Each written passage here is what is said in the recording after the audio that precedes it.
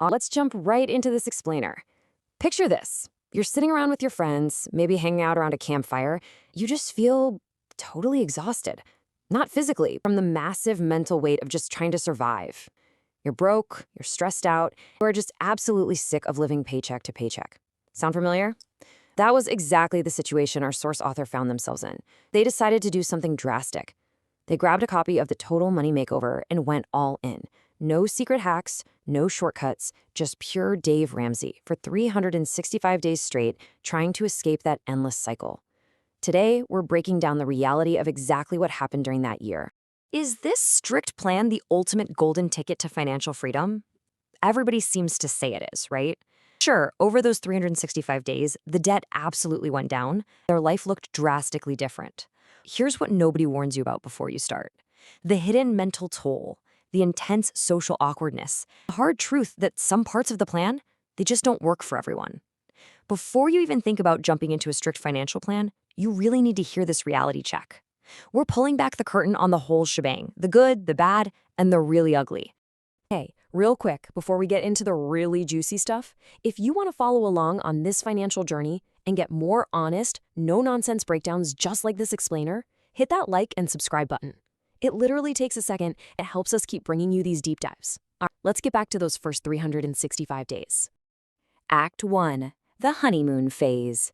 Because when you finally stop ignoring the math and actually get yourself on a real budget, there's this incredible initial rush of excitement that just kind of takes over.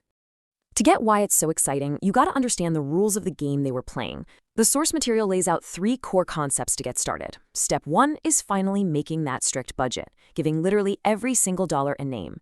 Step 2 requires something they call gazelle intensity. Picture a cheetah chasing a gazelle. It means running away from your debt with that same total, uncompromising focus. Step 3, that's the famous debt snowball. This is where you list all your debts from smallest to largest and attack that smallest one first, completely ignoring the interest rates. Let me tell you, that very first win is a massive emotional high. The author describes this intensely empowering feeling of completely paying off that first, small credit card. Suddenly, you aren't just a victim of your bills anymore. You actually have a plan, you're executing it, and you're watching it work right in front of your eyes. It feels absolutely amazing to finally be in the driver's seat. Then, reality hits. The honeymoon phase inevitably cracks. For the author, it happened the very first time they had to look their friends in the eye and say, "Sorry guys, it's not in the budget for a night out." See, it's one thing to write numbers on a spreadsheet in the privacy of your own home. It is a completely different thing to stare down your social life and hit pause. All of a sudden, that empowering feeling gets mixed with a whole lot of awkwardness. Which brings us to Act 2, hitting the wall. This is the real heart of the story. It's an intimate, honest look at the harsh reality of the daily grind and the friction of what nobody tells you when you sign up for a strict financial makeover. And this brings us to a huge frustration that popped up during this 365-day experiment. It's this intense clash between math and human behavior. Mathematically, it makes logical sense to invest your money for higher returns instead of aggressively paying off some low-interest debt. This strict plan, it relies purely on human behavior and momentum.